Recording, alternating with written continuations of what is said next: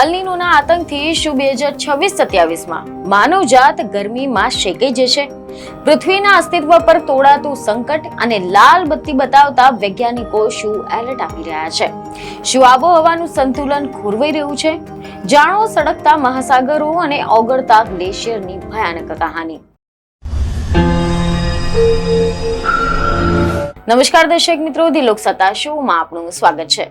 તો દર્શક મિત્રો, આજે આપણે એક એવા વિષય પર ચર્ચા કરવા જઈ રહ્યા છીએ કે જે માત્ર સમાચાર નથી, પરંતુ આપણી પૃથ્વીના અસ્તિત્વ સામેનો સૌથી મોટો પડકાર છે.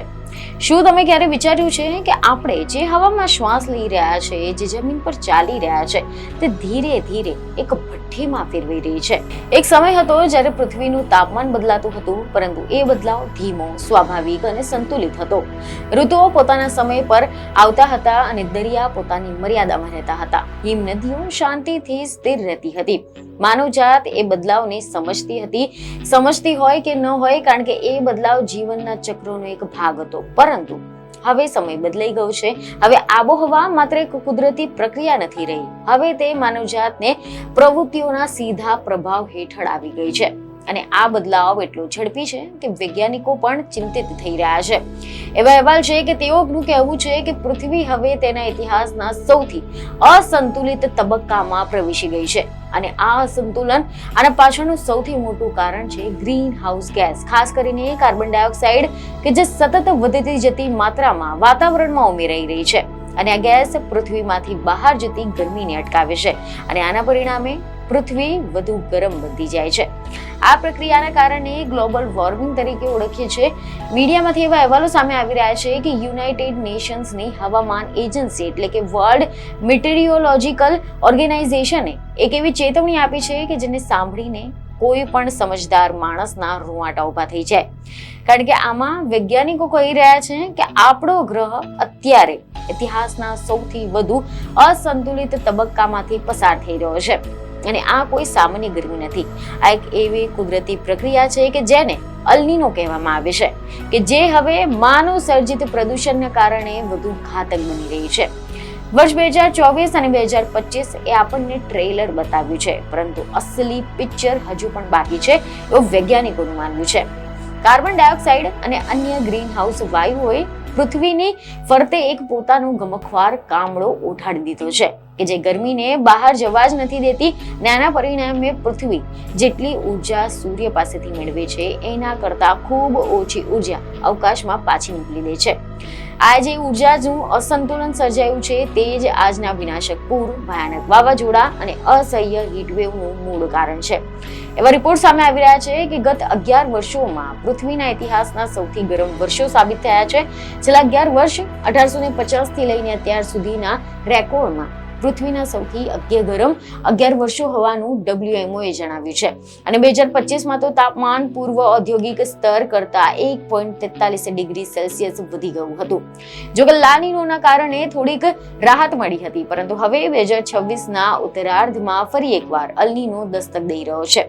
અલ નીનો શું છે? તો એક કુદરતી ઘટના છે કે જે પ્રશાંત મહાસાગરના પાણીના તાપમાનમાં બદલાવ લાવે છે.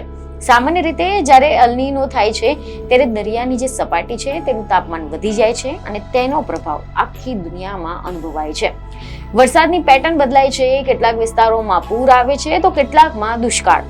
તાપમાન વધે છે અને આબોહવાની અસમાનતા પણ વધી જાય છે. હવે અહીંયા પ્રશ્ન એ છે કે જો અલ નીનો કુદરતી છે તો પછી ચિંતા શા માટે છે? કારણ કે હવે પરિસ્થિતિ પહેલા જેવી નથી. હવે પૃથ્વી પહેલેથી જ માનવ પ્રેરિત ગરમીથી ગરમ થઈ રહી છે. અને જો આ પરિસ્થિતિમાં અલ નીનો આવે તો પછી તે ગરમીને વધુ વધારી શકે છે. એટલે કે તાપમાન પહેલેથી જ ઊંચું છે તે વધુ ઊંચું જઈ શકે છે.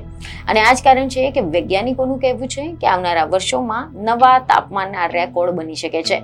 અને કદાચ એવા રેકોર્ડ કે જે આપણે ક્યારેય જોયા નથી. આ ચેતવણી માત્ર એક અંદાજ નથી, આના પાછળ મજબૂત વૈજ્ઞાનિક પુરાવા પણ છે. છેલ્લા દાયકામાં પૃથ્વી દ્વારા શોષાયેલી ઉર્જાનું પ્રમાણ સતત વધી રહ્યું છે અને આને ઉર્જા અસંતુલન કહેવાય છે. જ્યારે પૃથ્વી વધુ ઉર્જા શોષે છે અને ઓછું બહાર છોડે છે ત્યારે આ અસંતુલન વધી જાય છે અને આ જ કારણ છે કે મહાસાગરો ગરમ થઈ રહ્યા છે, હિમ નદીઓ ઓગળી રહી છે અને સમુદ્રની સપાટીઓ વધી રહી છે. મહાસાગરો ખાસ મહત્વ ધરાવે છે કારણ કે તેઓ પૃથ્વીના વધારાની 90% ગરમીને શોષી લે છે. એટલે કે જે ગરમી વાતાવરણમાં દેખાતી નથી તે દરિયામાં જમા થઈ રહી છે અને આ ગરમી દરિયાઈ જીવન માટે પણ ખતરનાક છે કારણ કે તે માછલીઓના જીવન ચક્રને પણ બદલી શકે છે, કોરલ રીફને નષ્ટ કરી શકે છે અને સમુદ્રના પર્યાવરણને ખલેલ પહોંચાડી શકે છે. આના ઉપરાંત ગરમ મહાસાગરો વધુ શક્તિશાળી વાવાઝોડા પણ સર્જી શકે છે, એટલે કે તોફાનો વધુ તીવ્ર બને છે, વધુ વરસાદ લાવે છે અને વધુ નુકસાન કરે છે. હવે આપણે હિમ નદીઓ તરફ નજર કરીએ તો ત્યાં પણ સ્થિતિ ગંભીર દેખાઈ રહી છે કારણ કે ગ્લેશિયર્સ ઝડપથી ઓગળી રહ્યા છે, જે પાણીના સ્ત્રોત માટે ખતરનાક છે. ઘણા દેશો માટે ગ્લેશિયર્સ પીવાનું પાણી અને ખેતી માટે મહત્વપૂર્ણ છે. જો તે ઓગળી જશે તો પછી પાણીની તંગી ઊભી થઈ શકે છે અને સમુદ્રની સપાટી વધવાથી તટવર્તીય જે વિસ્તારો છે તેમાં પૂરનો ખતરો વધે છે. ઘણા શહેરો અને ગામડા પણ પાણીમાં ડૂબી શકે છે અને આ બધું જ માત્ર ભવિષ્યની વાત નથી, આ આજની પણ હકીકત છે. દક્ષિણ પશ્ચિમ અમેરિકા જેવી જગ્યાઓમાં તાપમાન 40 ડિગ્રી સેલ્સિયસને પાર કરી ગયું છે. આ અંગે એવા અહેવાલો સામે આવી રહ્યા છે કે યુએનના સેક્રેટરી જનરલ એન્ટોનિયા ગુટેરેસે સ્પષ્ટ શબ્દોમાં કહ્યું છે કે માનવજાત પૃથ્વીને તેની મર્યાદાની બહાર ધકેલી રહી છે. દરેક સૂચકાંક હવે લાલ બત્તી બતાવી રહ્યો છે અને જો આપણે હજુ પણ અશ્મિગત ઈંધણ એટલે કે કોલસો, પેટ્રોલ, ડીઝલ બાળવાનું બંધ નહીં કરીએ અને પુનઃપ્રાપ્ય ઉર્જા તરફ નહીં વળીએ તો પછી આવનારી પેઢીઓ માટે આ ગ્રહ રહેવા લાયક રહે જ નહીં. આ ગરમી માત્ર તાપમાન નથી વધારતી પરંતુ તે ડેન્ગ્યુ, મલેરિયા જેવા રોગોને પણ આ વિસ્તારમાં ફેલાવી શકે છે કે જ્યાં પહેલેથી ક્યારેય આ બીમારીઓ દેખાતી ન હતી. અમેરિકાના કેટલાક ભાગોમાં તાપમાન 40 ડિગ્રીને પાર કરી ગયું છે, જે સામાન્ય કરતા 15 ડિગ્રી વધારે છે અને આ બધું સૂચવે છે કે કુદરત હવે તેના નિયંત્રણની બહાર જઈ રહી છે. 2026ના અંતમાં ફરીથી શરૂ થનારો અલ નીનો 2027ના વર્ષને પૃથ્વીનું અત્યાર સુધીનું સૌથી ગરમ વર્ષ બનાવી શકે છે.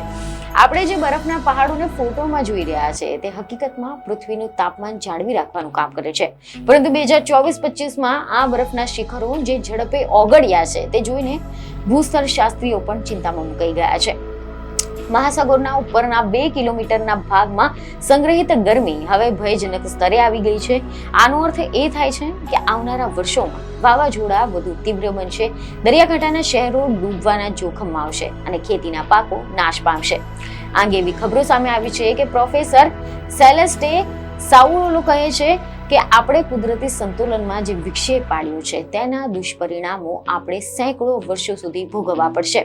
જોકે હાલ તો પૃથ્વીના કોઈને કોઈ ખૂણે ગ્લેશિયર ઓગળી રહ્યો હશે, કોઈ જંગલમાં ભીષણ આગ પણ લાગી હશે અને આ બધું જ ગ્લોબલ બોઇલિંગ તરફનો ઇશારો છે કારણ કે વૈજ્ઞાનિકોના મતે જો આપણે અલ નીનોના નવા તબક્કામાં પ્રવેશ કરીશું તો 2027ના ગરમીના તમામ જૂના રેકોર્ડ તૂટી જશે.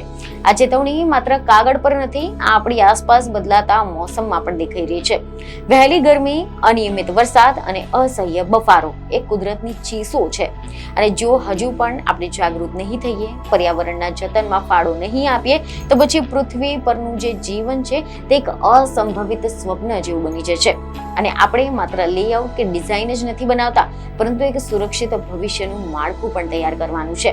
પૃથ્વી આપણે બચાવવા માટે સતત લડી રહી છે, પરંતુ હવે સમય આવી ગયો છે આપણે ખુદે આપણી પૃથ્વીને બચાવવા માટે લડવું જોઈએ. આ ગંભીર સત્યને સમજીને આપણે સૌએ સાથે મળીને કાર્બન ફૂટપ્રિન્ટ ઘટાડવી પડશે, નહીતર અલ નીનોનો આજે આગામી તબક્કો છે તે માનવ ઇતિહાસની સૌથી મોટી કુદરતી આપત્તિ બની શકે છે. આબોહવા પરિવર્તનના આ કપરા કાળમાં વિજ્ઞાન આપણને રસ્તો બતાવી રહ્યું છે, પરંતુ એ રસ્તા પર ચાલવાની જવાબદારી આપણી છે. તો ચાલો આપણે સંકલ્પ કરીએ કે આ સળગતી પૃથ્વીને આપણે ફરી એકવાર હરિયાળી અને શીતળ બનાવીશું. તો આશા છે કે આ માહિતી તમને મહત્વની લાગી હશે, જેથી અમારા વિડીયોને લાઈક અને શેર જરૂરથી કરજો. બીજને ખબર સાથે ફરી મળીશું. ધન્યવાદ.